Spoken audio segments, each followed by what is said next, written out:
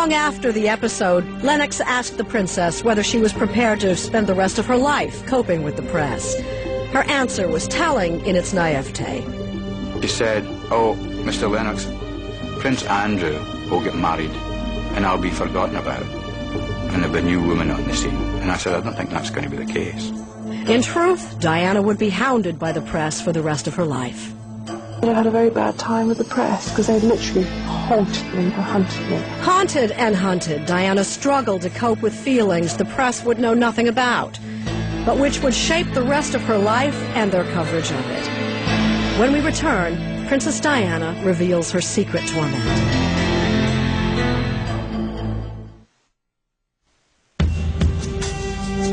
The life of a princess was turning out to be anything but a fairy tale, though few people knew how far from enchanted it was, until Diana made these tapes years later.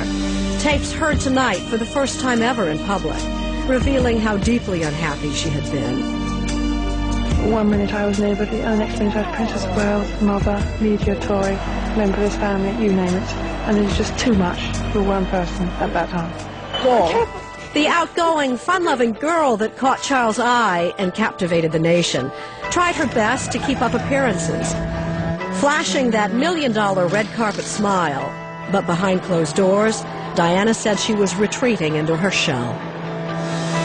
I didn't want to do anything on my own. I was too frightened. I mean, the thought of me doing anything on my own sent tremors.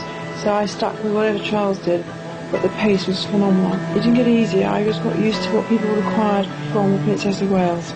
What Diana thought wasn't going to come into it yet, because I hadn't got enough background. She felt desperately insecure. I hated myself so much. I didn't think I was good enough. I thought that was good enough for Charles. Oh, doubts as long as one can live. I always used to think people would just look at me for my clothes, and I was desperate for the other side to come up or to be dealt with. I didn't know how to do it. Later on those secret tapes, Diana would rail against Charles' lack of support. My husband made me feel so inadequate in every possible way, but each time I came up for air, he pushed me down again. I'll tell you this, if Prince Charles had said to her from day one, "Well done," on a regular basis, she would never have left the royal family. I'm really delighted that my wife has been able to come as well. Far from being distant and uncaring, his supporters say the prince was deeply concerned about his wife. He did all sorts of things to try and make her happy, and it made no difference whatsoever. And Diana was so needy that what she actually required was 100% of somebody's attention. The bulimia, first apparent during her engagement, by now was out of control.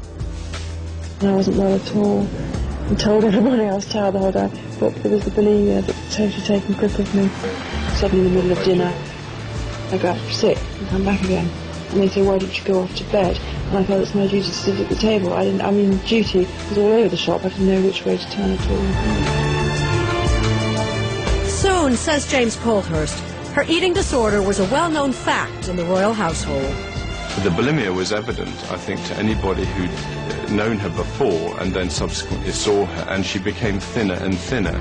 But for the millions fascinated by her every move, Diana was still the glamorous princess. It was an irony not lost on Diana herself. The public side was very different, obviously, from the private side. The public side, they wanted a fairy princess who could come and touch them and everything would turn to gold, and all their worries would be forgotten. Little did they realise that the individual was crucifying herself in his eyes because she didn't think she was good enough. Eventually, the bulimia began to take a toll in public. On this 1986 trip to Canada, Diana fainted while touring an exhibition with her husband. I never fainted before in my life, and we'd been walking around for 4 hours. We hadn't had any food, and presumably I hadn't eaten for days beforehand. When I say that, I mean the food staying down. And I remember walking around feeling really ghastly, and I didn't dare tell him when I felt ghastly. I put my arm on my husband's shoulder and said, "Darling, I think I'm about to disappear," and slid down the side of him. The incident was quickly papered over as fatigue. Officials in Vancouver are blaming heat and fatigue for the fainting spell Princess Diana suffered. But the reaction behind the scenes was acid, Diana recalled. My husband told me off. He said I could have passed out quietly somewhere else behind a door. It was all very embarrassing. And inside me, I knew there was something wrong with me, but it was too immature to voice it. My wife is feeling much better now than she was earlier this afternoon. New Year's 1982. Just 5 months into their marriage, pregnant Diana was feeling wretched. Their relationship continued to unravel. She felt Charles was incapable of understanding her turmoil. She threatened to take her own life. Charles said I was crying wolf, and I said I just felt so desperate, and I was crying my eyes out. And he said, I'm not going to listen, you're always doing this to me. He said, I'm going riding now. So I threw myself down the stairs, bearing in mind I was carrying a child. Queen comes out, absolutely horrified, shaking, she's so frightened. I knew I wasn't going to lose the baby, quite bruised around the stomach. And Charles went out riding, and when he came back, you know, it was just dismissal, total dismissal. It was one of several half-hearted suicide attempts she would make over the next decade. She revealed on the tapes that she had tried to cut her wrists and had thrown herself into a glass cabinet at Kensington Palace. Biographer Andrew Morton was stunned when he heard the revelations. I found them literally unbelievable, because here she was, being the most photographed woman in the world, nursing these scars to her body that she'd obviously made in the kind of rage that she felt. And I think this is something that also comes over, this fury that she has, that she's been conned, she's been lured into this palace, the doors have been bolted behind her, and she's got no way out. At another point in the mid-80s, Diana returned to London early from the royal family's annual stay in Scotland. The media said I'd come down because I was bored of all the rain up in Scotland and I wanted to go shopping, which was absolute bull. I was very ill, but we were trying to hide that from everybody. I had to come down for treatment because I was so depressed, and I was trying to cut my wrist with razor blades. And she recalled another incident. After 5 years of being married, my sister Jane came up to see me, and I had a V-neck on and shorts. She said, Dutch, what's that marking on your chest? And I said, oh, it's nothing. She said, what is it? And the night before, I wanted to talk to Charles about something. He wouldn't listen to me, he said I was crying wolf. So I picked up his penknife off his dressing table and scratched myself heavily down my chest and my both thighs. There was a lot of blood, and it hadn't made any reaction whatsoever. Suicide attempts are desperate calls for help. It didn't much matter, Diana said. No one was listening.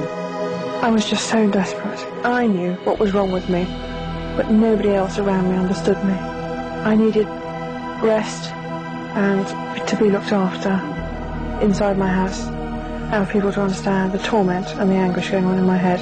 But it was basically a cry for help. Desperate cry for help, and I'm not spoilt. I just need to be allowed to adapt to my new position. Diana would eventually adapt, but not before things got much, much worse. When we return, Diana recounts her darkest days.